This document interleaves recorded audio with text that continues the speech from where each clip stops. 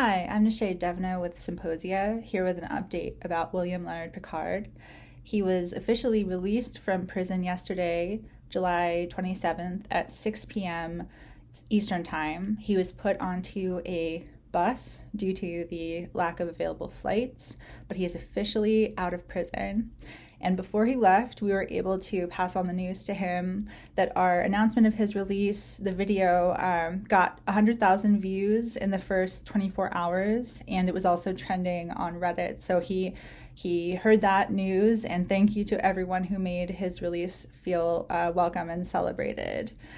And so for this video today, I also wanted to provide some context about William Leonard Pickard's side of the story, because there's a lot of confusion in comments and discussion online about the difference between William Leonard Pickard and Todd Skinner. They're not the same person, and right now the most information that's out there is either from Todd Skinner's perspective or Crystal Cole, who was Skinner's girlfriend. There's a frequently watched video that Hamilton Morris put out with Vice that looked at the missile silo where the bust happened and spoke with Crystal Cole, but there's not a lot of Leonard's perspective out there, and a lot of people actually don't know Leonard's perspective on the case. So I went ahead and took some excerpts out of the Rose of Paracelsus on Secrets and Sacraments, which is Leonard's book that he wrote while he was in prison. It is fantastic and is a modern masterpiece of psychedelic literature and literature in general. So I really recommend reading it. Symposia is going to be doing a reading group shortly, so if you're interested, contact us. I'll put contact information below. And just as context, the parts that I'm going to read about Leonard's take happen at the end of the book. So I excerpted from the final 2 chapters plus the afterword and the epilogue. So there's about 30 cuts or jumps. So if you want to know the full story and get the pieces that I took out, definitely check out a copy of the Rose of Paracelsus. It's definitely worth your time. So for those who aren't familiar, the Rose of Paracelsus is a autobiographical book with fictional or magical realist elements. And as Leonard writes in one of the quotes before the final chapter, it's actually a quote from Churchill. He says, "In wartime, truth is so precious, she should always be accompanied by a bodyguard of lies." So most of everything that happens in the book is verifiable with, receipts, background information, documentation. So calling it fiction isn't really accurate, but it also has a literary style. So just as context for those of you who haven't read any of it yet. So Leonard writes, "My memories must end here for the most sensitive readers, for all the future was but a nightmare. I include these final writings only for the few, with the utmost reluctance, but in fear of tarnishing those bright moments which have gone before," in the preceding parts of the book. Skinner, an Oklahoma con man, was mounting a lost young girl from the Kansas plains who had just turned 18. Dorothy, Chantal, Justine, I never knew her last name and remain uncertain of her first, for there were so many. And from context, we could infer that this Justine is Crystal Cole from real life. We shall use the latter. He had a penchant for the underaged, both boys and girls. Justine first appeared in the final weeks before Skinner took my world away. Justine was a mere toy, uncomprehending of her captivity. She was aware that Skinner was the nadir of the psychedelic experience. To this poor child who had never known real love, any attention was better than no attention, any controversy better than being ignored. Finding pleasure only in manipulating those who innately trusted others, Skinner was the kind of striving boor not uncommon in his socioeconomic stratum. He would try to hurl himself into the delicate humilities of the psychedelic groups, but the experience could see he was empty as the heart of the sun. Skinner's modus operandi was to hypnotize drug-interested youth by referring to relatively unknown compounds, names he derived from glancing at Sasha's books, Sasha Shulgin, and the publications of McKenna, Ott, and other distinguished researchers. Yet he had no real chemical knowledge, a fact immediately obvious to the trained. As he routinely did with his young neophytes, using buzzwords he did not fully grasp, he began pretending he was a chemist, some ultimate drug authority. I neglected to reveal my degree in chemistry or my reverence for the many who were much more advanced, but let him run wild to see how quickly he would stumble. Skinner avoided college with the arrogance of the untutored, yet it was his claim of special expertise that troubled me most. By handing out drugs and promises, he surrounded himself only with sycophants. Fearing being outed as technically incompetent, he avoided professionals. I was about to turn away. Seeing my disinterest, he quickly alluded to some long-stored stash of chemicals. 20 kilograms of ergotamine. It was the precursor to 30 million doses of LSD. Such quantities were known to or influenced by only the six, which are the six chemists who Leonard interacts with over the course of the book. If it were the stolen material of such concern to magenta and cobalt, in Skinner's hands it would devastate the community. Whether coached by federal agents or not, in an instant he had my attention.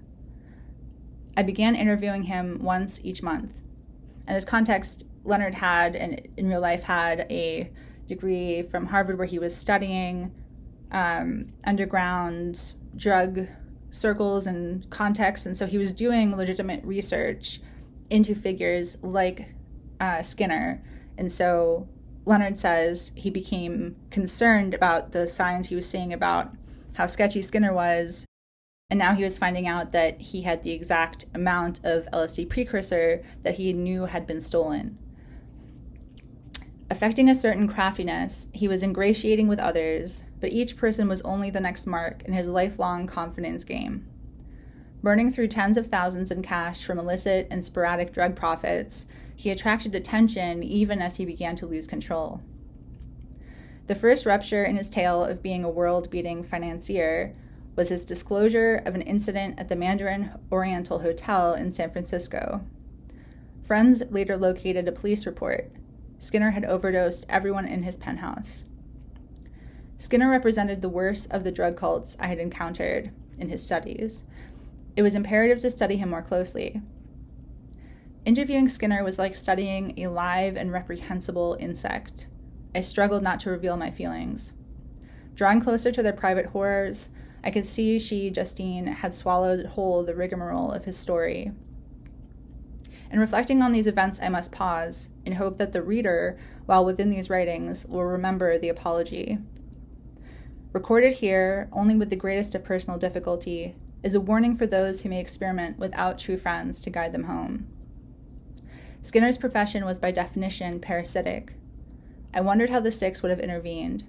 Perhaps they were circling even now, for 20 kilograms of ergotamine from a deceased elder was still missing. Skinner had offered payment if I would return and assist him with some equipment. After this, I intended never to see him again.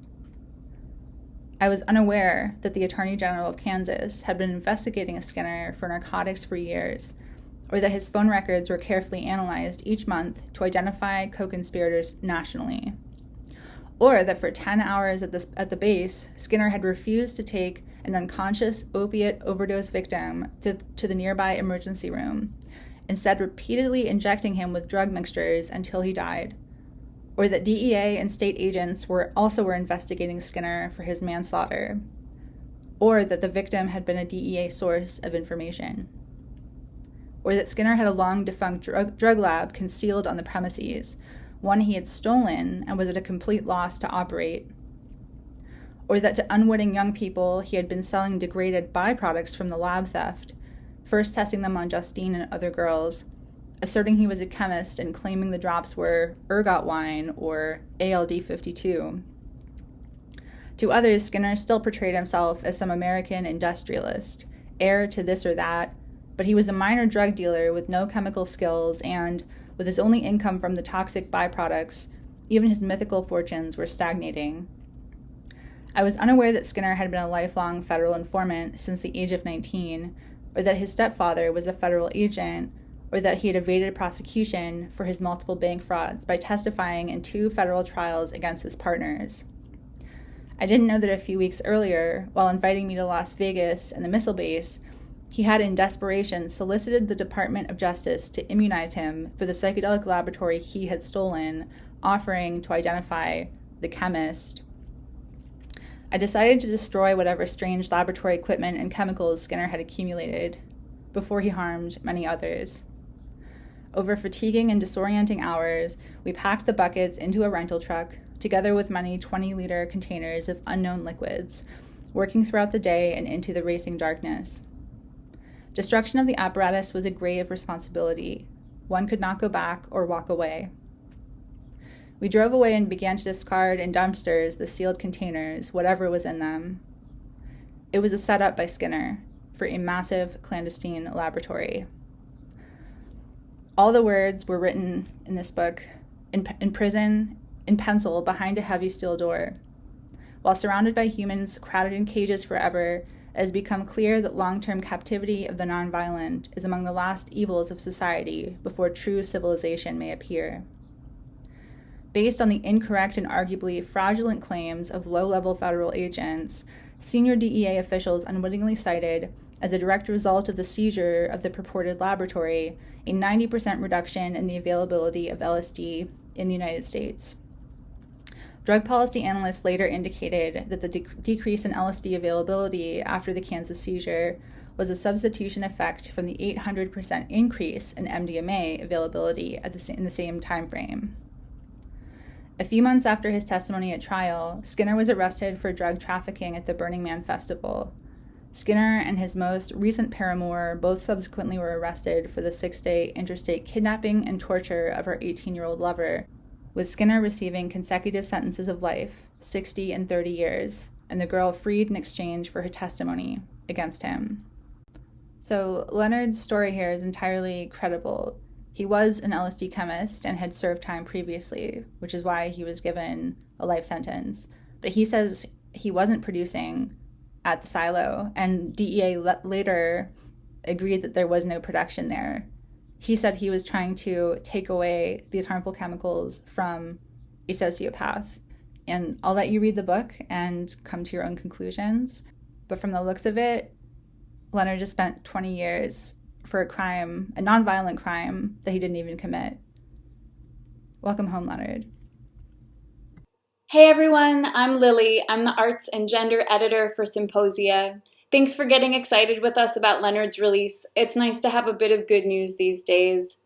Over the next days and weeks, we want to celebrate together with all of you. So we'll be putting out more videos and exploring some of what we think we can learn from this whole ordeal in the current psychedelic climate. Stay tuned, and if you have questions, please put them in the comments. We'll see you soon, and subscribe if you want to.